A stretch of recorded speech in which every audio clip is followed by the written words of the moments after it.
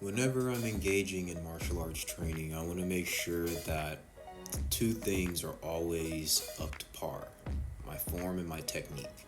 In any strike that I intend to throw, I want to make sure that I'm executing my form to perfect my technique during my martial arts training.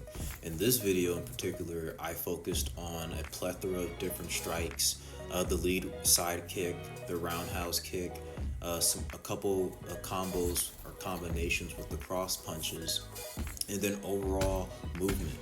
I want to make sure that I'm masking my form and technique under a more fluid style in terms of movement, and making it fluid in a way that the style blends itself together.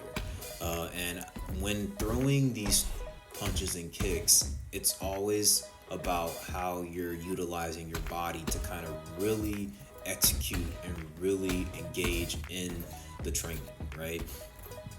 I noticed that sometimes whenever I'm throwing some side kicks, that my hand is down, meaning that, like, in terms of guard, it's not the best way for me to approach it. So that's why making these videos is always helpful, because it kind of keeps me in check, keeps me honest when I'm working on performing my form and technique training for martial arts.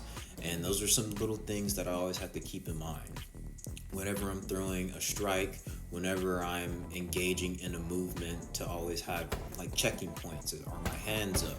Am I light on my feet? When I'm throwing my kicks, am I engaging my hip? So just little things like that. And that's one thing I can also tell you, my audience, is that whenever you're throwing, or whenever you're engaging in striking, whenever you're engaging in your martial arts training, has to have your checking points ready to go in terms of what you have to do to make sure that your execution is a point.